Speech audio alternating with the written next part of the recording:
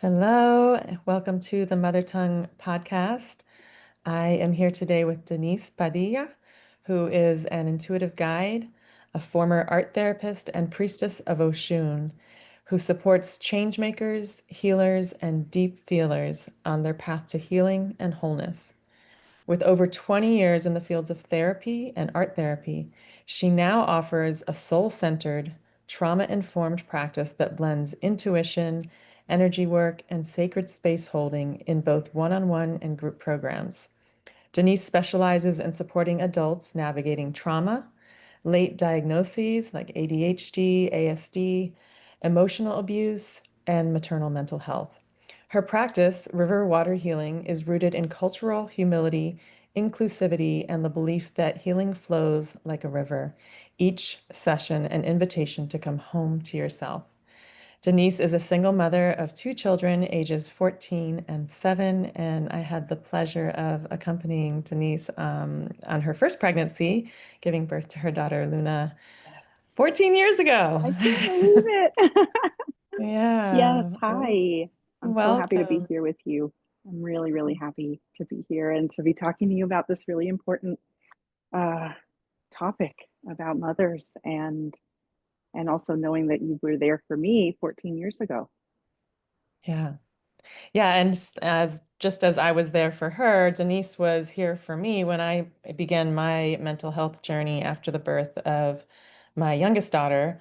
She has been I've been working with her for a long time now, Couple and years now. yeah. And so, yes, I'm really excited about this conversation. We're going to be diving into some sort of taboo topics when it comes to motherhood. And I'd love to begin, as I usually do, by asking you to share a little bit about your initiation into motherhood and kind of who you were before and who Mm. you were after in terms of like the work that you do in the world. Yes, thank you so much. Oh my gosh, yeah. How to wrap that up? It's really interesting because it's been 14 years of a process. And I'm feeling so much more awake now than I ever did before. Um, I think I came from very a conforming place. I studied psychology. I was an artist first, studied psychology, and fell in love with art therapy as a mode of healing for myself, but also a way to kind of bridge these two practices to help other people.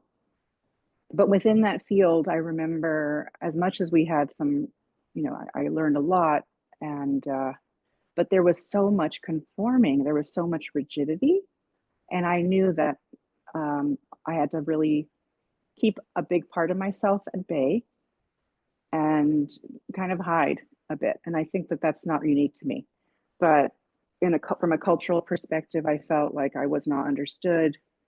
From a spiritual perspective, I didn't feel like I was understood.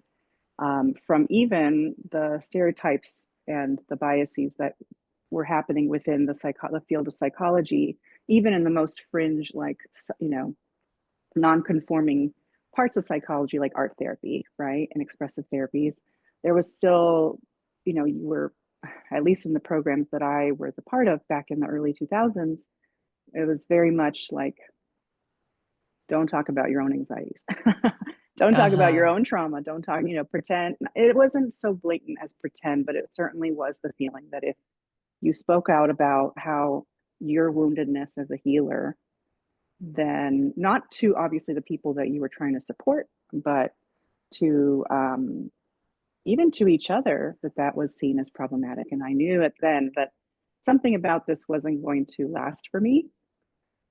And then came pregnancy, and I feel like I was in the right place at the right time with the right people, including you, of course, um, to start to really go within and to really understand and unlearn a lot of what I thought it meant to be pregnant, to go through labor, and to go through this transformation, see it as um, a sort of initiation, and that there was great change to come after a lot of the bewilderment postpartum.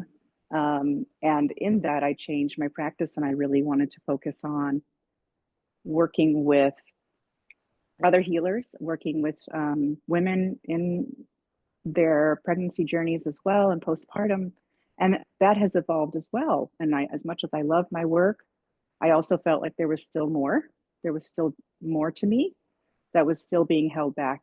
Um, but I was afraid to come out as my real self, let's say, and to have all the pieces of me kind of be present and be open.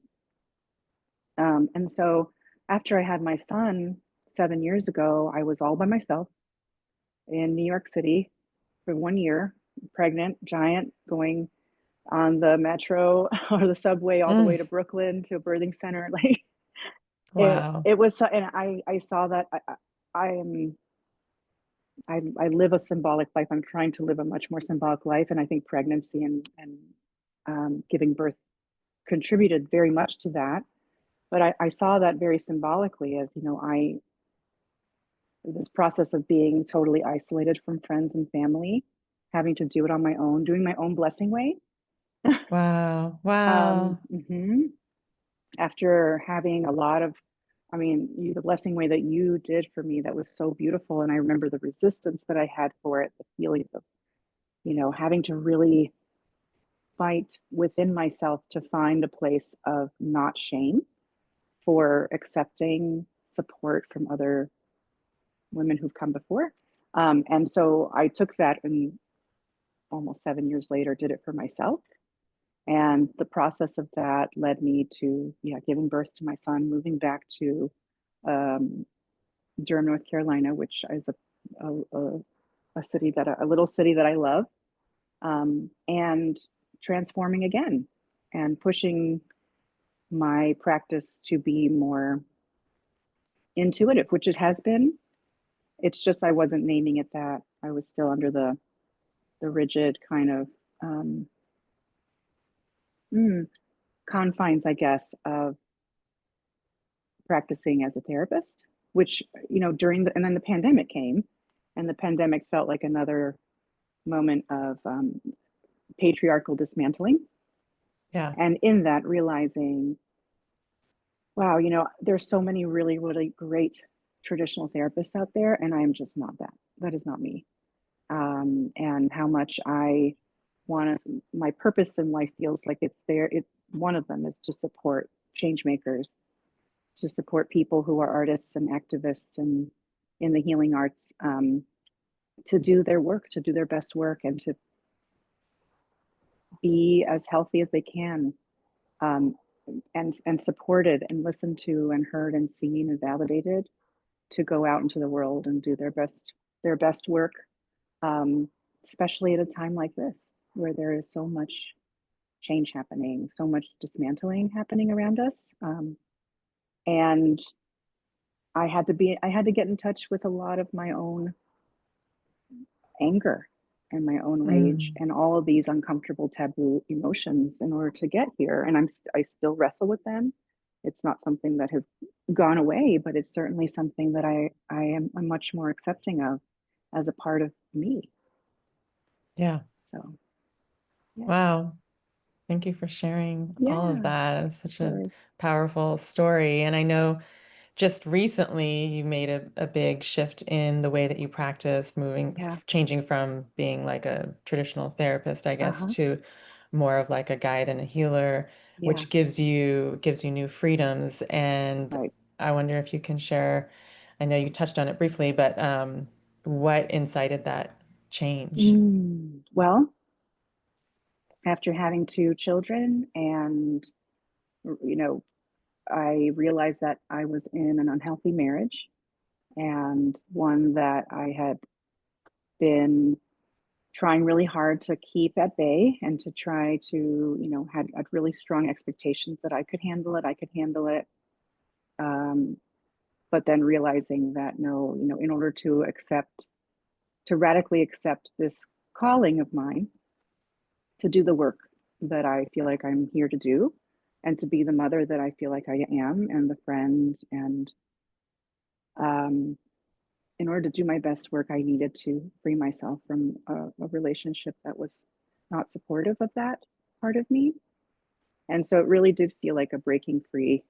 And in that, it felt like a great responsibility to accept the calling, to, yeah, to jump in the deep end and to really kind of rip the band-aid away that I had been really afraid of.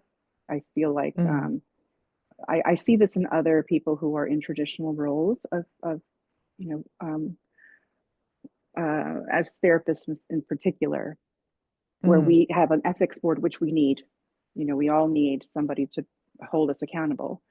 But in that, there's a lot of, especially when it comes to mental health, there's so many people that are looking for good mental health, and the bureaucracy that is involved in finding that is causes more harm.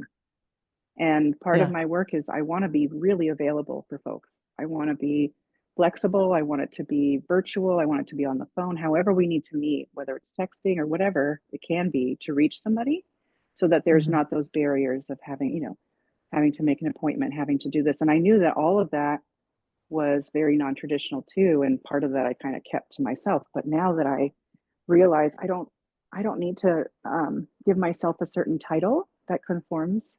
Um, and so I decided that I would just finally choose this path of being more of an intuitive guide, which I think that's what I've been. I can't take off my therapist hat. It's not that binary, but Yeah, that's a right. part of me, and I get to do the work that I've done, but just feeling much more free to do it, and with much bigger reach to help people, not Yeah. just in this country, but in others too. So Yeah, that's exciting. It's yeah, expanding out to other yeah, countries. And yeah.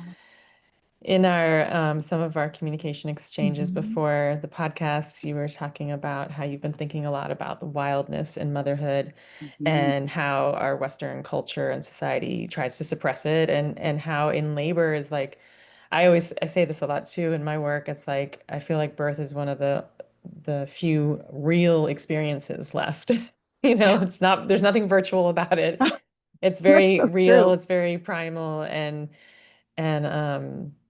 and it is a space of wildness, Hmm. and yet there is so much in the culture that wants to tame us, Mm, wants us to, put out this image of like the serene hypnobirther who's not right, making any noise. And right. yeah, so I just wanted to open up Mm, a space for you to share more about what you're feeling in that regard.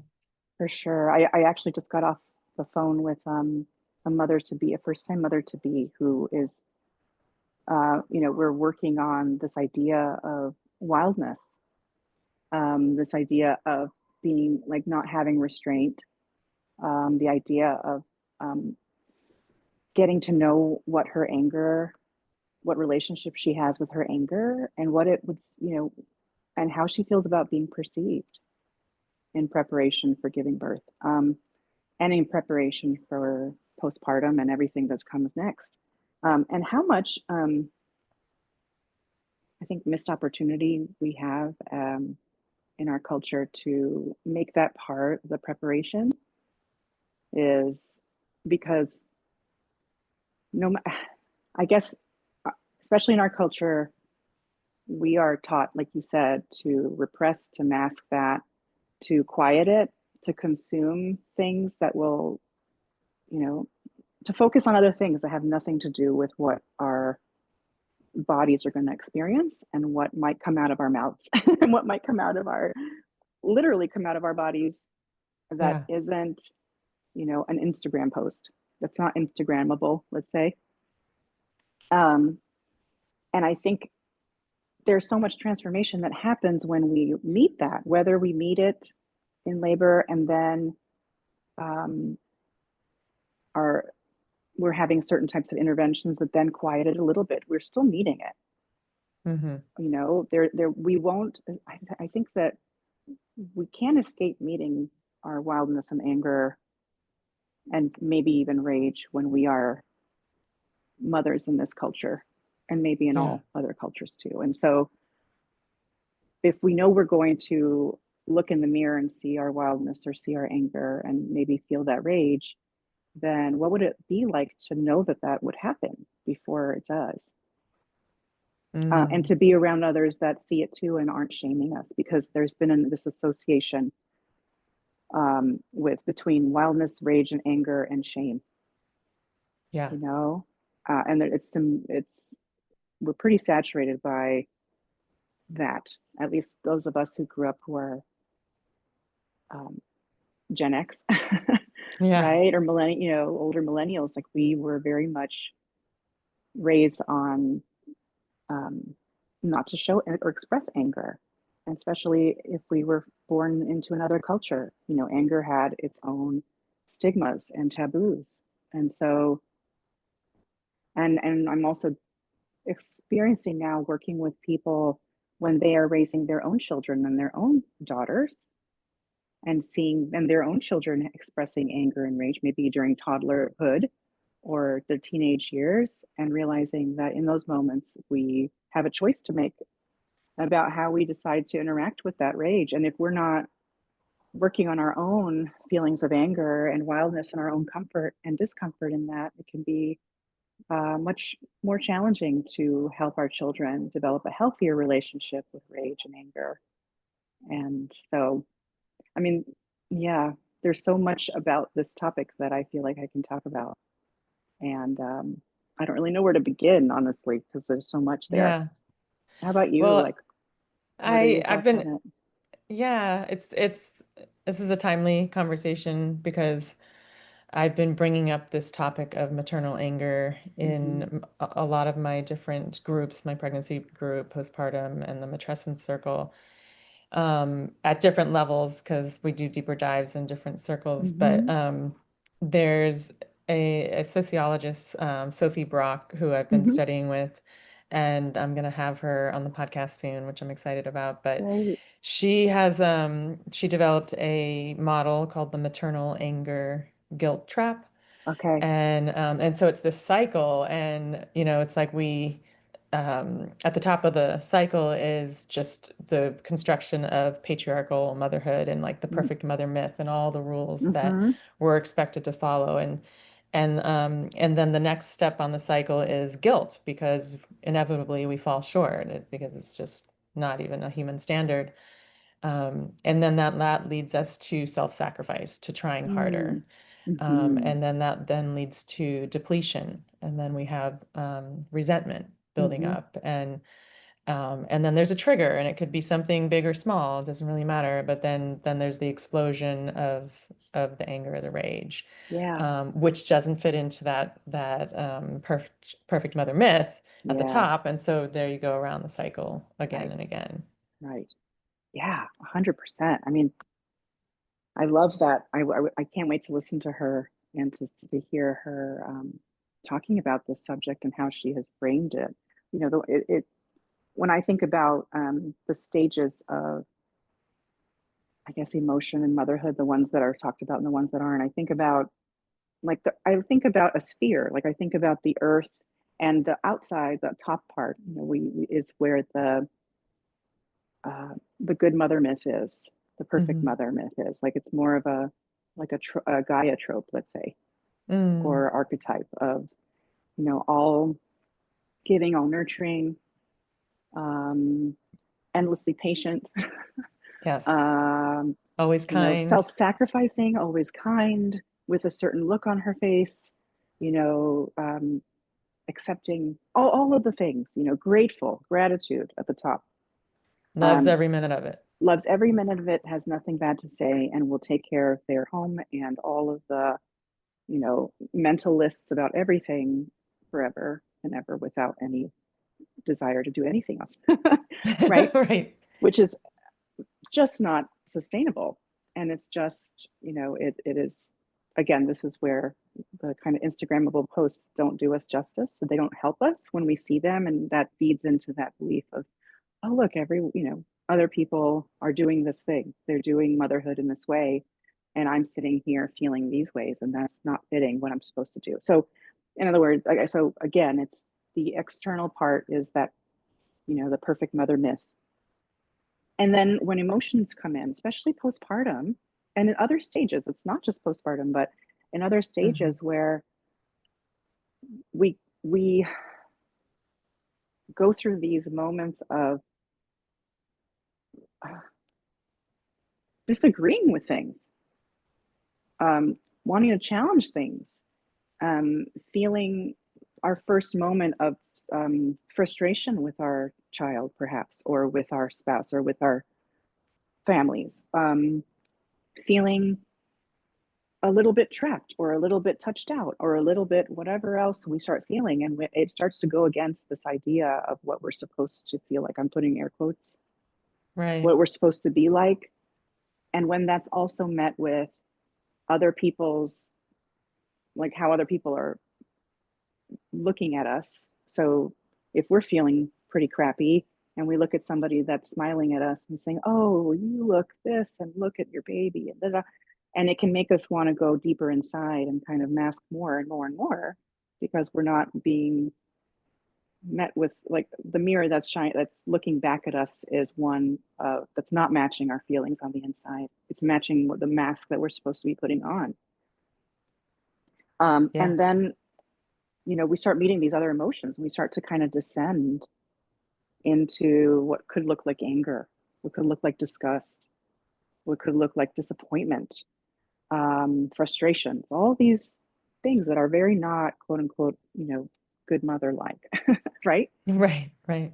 And I do think that it's in this stage of kind of looking in that mirror and feeling, wow, I feel really different than I thought I would feel. And nobody really being around to meet that mom or that person where they're at. I think that leads, I don't think it's exclusively this at all by any means, but I think that does lead to much more, um, mental health uh, issues like postpartum depression, Yeah. postpartum anxiety, and to that Yeah. extreme, postpartum psychosis, as an example, right? But, you know, in the descent, I think when we don't meet those, when we're not speaking it, when we're not talking about it, or when we're not sharing it or being real, or moving through it and evolving with it and meeting it where it's at, I think that's when we can descend into like the core of the earth, which is hot. Mm. Hmm. And that's Yeah. where it's a feeling of rage that starts to come up, right? Because the first part, the anger part, is very much a cerebral part. It's a part where we're thinking a lot. We're thinking a lot about the things that the things that are in our way that we really want, because anger is a signal that we really need for transformation and change. It's a very important emotion Yeah. to have. And then, but if it's not met, and if we kind of have to repress it and push it down, eventually we get to that part that is the lava part, the rage part. And that's more of a body feeling. That's more of a sense. And that's more can feel like an eruption. Um, and our association with when we think of rage, what do we associate with rage? What are our first thoughts when we think about rage? Maybe violence, Insanity. Uh, insanity, you yeah. know? Um, but what if we were to talk about rage and anger as places of radical transformation? And that because you're feeling rage, because you're feeling anger, doesn't mean you're going to express it outwardly in a violent way, in a way that is destructive. Right. What if we were to say, that's part of this, that's part of this, this is part of motherhood, is to potentially have these emotions, and there's ways to express them.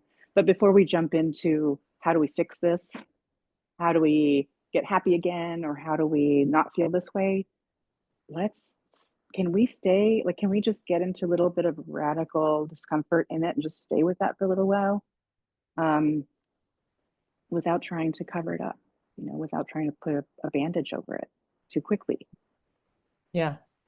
Wow. I really love what you said about anger as this force for, or a sign of a need for transformation and for change, because I mean, for me growing up, I was not allowed to express anger. It wasn't part of my culture of origin, and Yeah, that.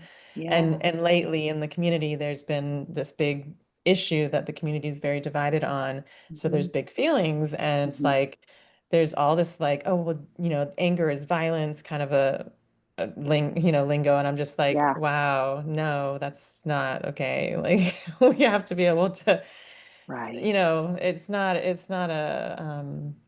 yeah, it's not a violent emotion. It's just an emotion, and Hmm. it is like a huge catalyst for change. I mean, that's Hmm. how change has always come about, right? Like Yep. social change. Yes. Yes. Yeah. 100%. And that is, it's it's really interesting that since the pandemic, especially, I think, with a lot of the, I'm calling it the dismantling because there's so many things that are changing right before our eyes on a daily basis that are very violent, that are very extreme and very um, uprooting, and Mm. are making a lot of us as adults feel unsafe and uncomfortable and anxious about the future. Um, oh gosh, I just lost it. Sorry, Karina. I just lost That's my train of okay. thought. I went into this other place. Okay, let me get back here. Well, Hold on a I second. mean, you were talking about the dismantling that's been going on since the pandemic Yes, started. yes. Okay, Um, thank you so much. yeah. We started to see more images of anger showing up on the streets, Mm. Hmm. of um, whether it be protest or whether it be speaking out and speaking of injustices. It wasn't it no longer was something that our parents experienced maybe in the 60s or 70s, or wars that happened back when we weren't, you know a long time ago, we weren't a part of it. We're Yeah. seeing a lot more of that, and it especially for those of us who are very, very sensitive, empathic beings, we are feeling that, and empathizing with that expression of anger and injustice. And if we, I think mothers especially can recognize that and feel that inside. And so, what would it mean for us to be a little bit more prepared for that being a possibility in our life? Yeah. Um, and what do we do with that once it's there? You know, and like you said, you grew up in a culture that didn't support you in embracing anger, having a relationship with anger, and so, and I didn't either. I didn't either Yeah. in my own way. Um, And and women are generally, that's like the yeah, emotion that we're least allowed to express, and then mothers even right, more so. right. And for me, it would have been super helpful to know this before Nahama was born, my first daughter, Mhm. because now looking back now, it's like I had a lot of anger in those first few years. She didn't sleep, so I wasn't sleeping, and so Yeah, that always makes you more irritable. But she also is just like a strong, feisty yeah, personality, and I didn't expect to feel anger. yeah. I didn't know what to do with it, and yeah, I think any ways that we can normalize it and provide Mhm. tools for Mhm. moms is going to be so supportive to our mental health, our wellness, Agreed. and of course our children. And I know that you have a new program Yeah. that's about this. Do you want to share about that? Sure. It's called Mothers of the Turning, and uh, it started because of these changes that are happening currently in our life, and especially for mothers who are perimenopausal or menopausal, where we're in a place where we've decided this is where you know, we're have a different purpose in life, with our fertility no longer is at the center of our calling, I guess, or our experiencing in the future. That our future is, you know, um, one of creativity, of going out into the world and doing things, and also helping our children, like raise the next generation that's going to help and deal with all of the things that are happening in our life and our culture.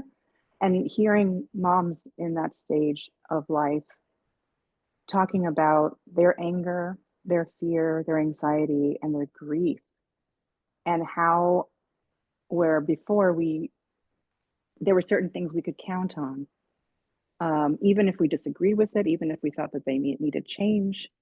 There were things that we could count on from like democracy being the way it was, Mm. from the earth, like climate change being something that will happen, isn't happening now, but it will, like the worst of it will happen. Having bodily autonomy and, you know, being able to make decisions about our bodies and our daughters having being able to make decisions about their bodies.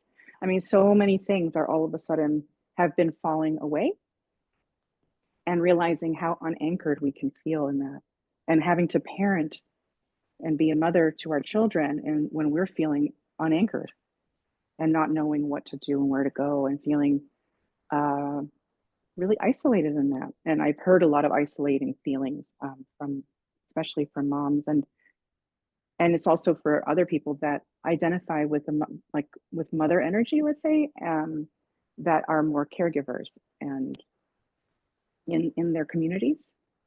And Hmm. so I wanted to create a group that was a place to express all of these emotions that might be hidden or taboo, that might feel like it's very isolating, to come up with ways to not just like band-aid over it, but just to work collectively to help each other find ways to survive the apocalypse, let's say, to, you know, a different way of prepping. Instead of it being prepping Mm. physically, it's like prepping emotionally and mentally Yeah. to raise Yeah. our children, not in isolation. Um, Yeah.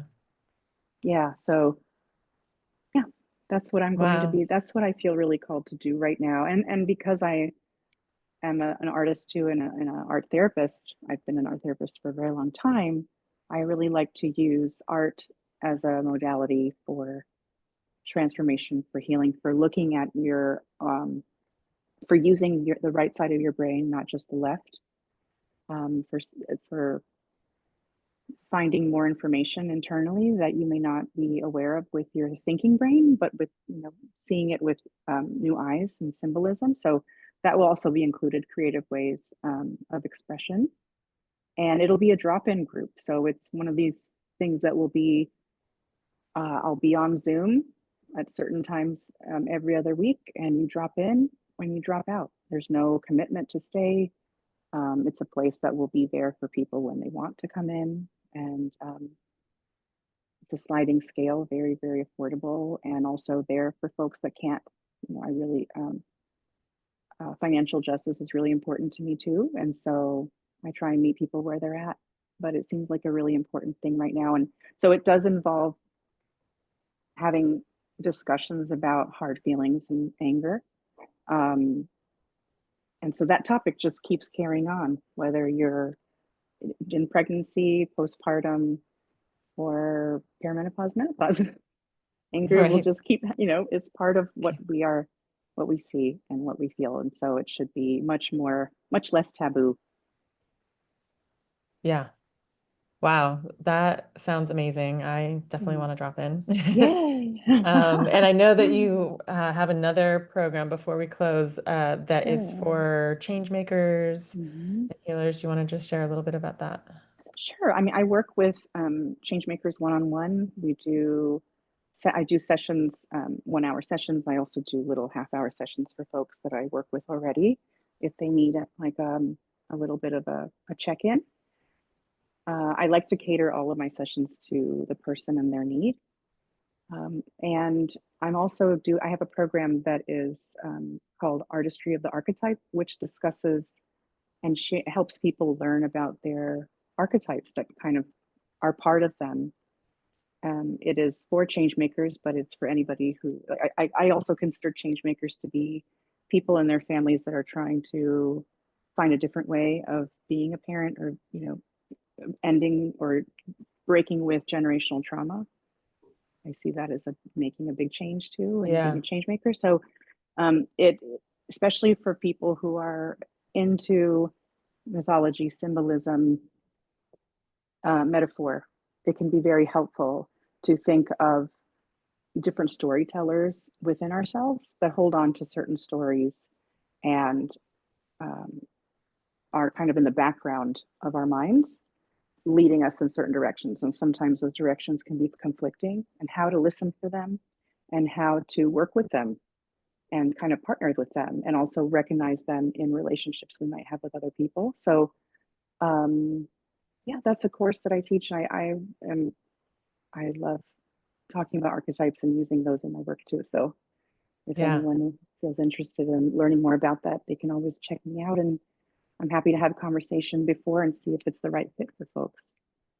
Yeah. Okay, great. Yeah, I love archetypes as well. And Yeah, I know. Denise is a master of metaphor, I have to say. I love all the metaphors that you've given me over the years. Thanks, Karina. And I will include all of your links in the show Okay, notes. Thank you so much sounds for great.